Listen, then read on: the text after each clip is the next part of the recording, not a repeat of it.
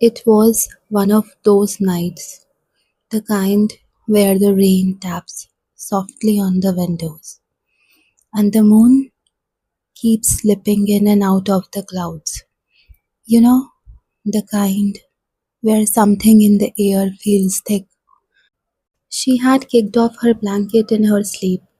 Her skin was damp, not cold, just sweaty, like her body had been running. But she hadn't moved at all. Her chest felt heavy, and when she opened her eyes, the first thing she saw was the time glowing on her bedside clock. 3:33 a.m. No noise, no dream, but a deep, strange knowing settled over her. She wasn't alone. 3:33 a.m. That number again. Third night in a row. Hi, I am Mao. And if you have been waking up around the same time every night, especially between 3 and 4 a.m., if your body feels tired for no reason, your thoughts feel heavy, if you feel like someone's watching you when you are alone, then this story might sound familiar. Because this happened to someone who reached out to me.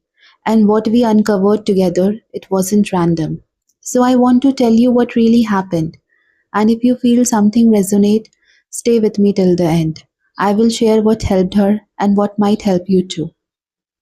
So there was this client, let's call her Leela, and she messaged me late one night. And I don't know if this sounds crazy, she wrote.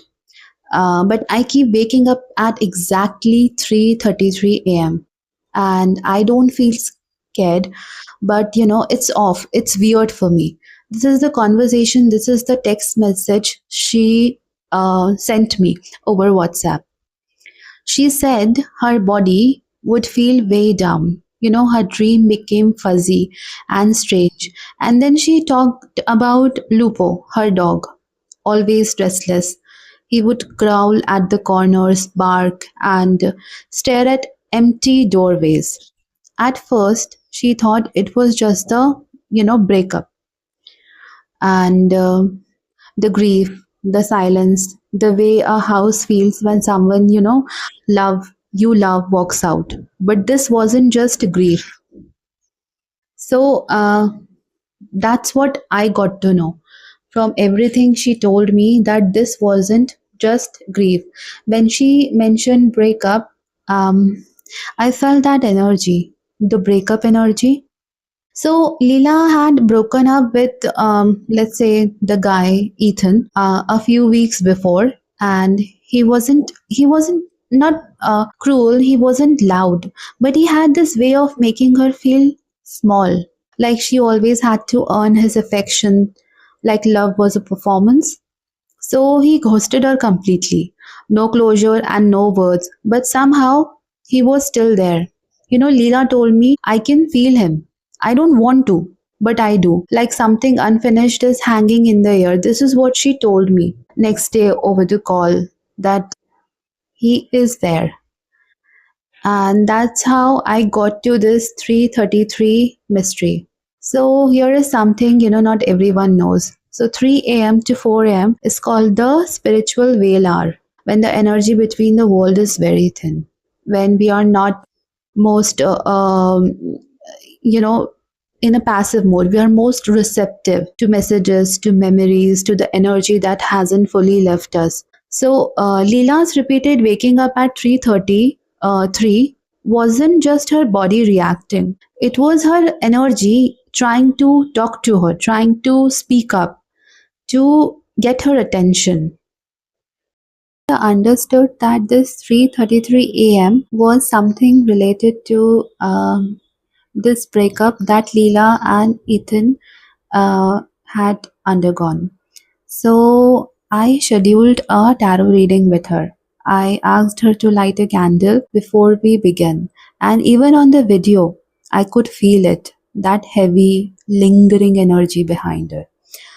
This time, I shuffled card very slowly and I prayed. I prayed silently. So the cards, I'll attach a picture of the cards also.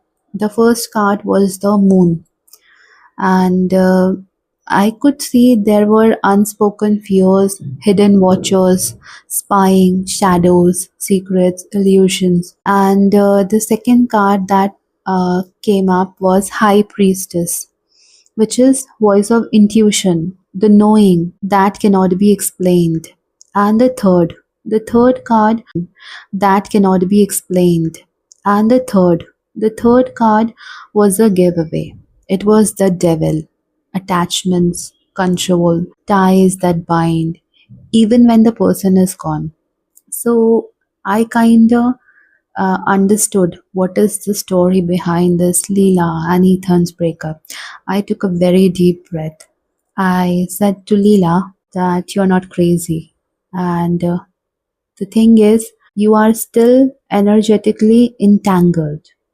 And this isn't about a ghost haunting you, it's about an emotional imprint that never got released.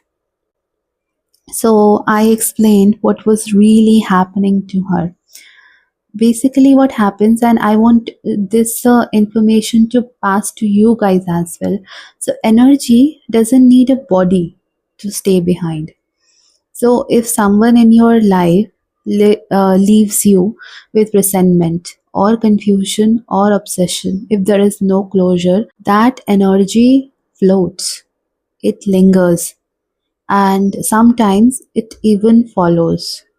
This was the case of Leela and Ethan because it was lingering, it was following. Ethan hadn't moved on, and even though he wasn't trying to harm her, part of him was still pulling on her cord, the energy cord. So her energy was exhausted, not from fear, but from resisting this presence without knowing.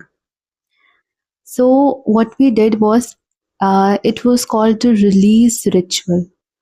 I guided Leela through a very simple ritual. So it involved white candle, some salt, any salt will do. If you have sea salt, that is amazing. Any salt will do, and a letter.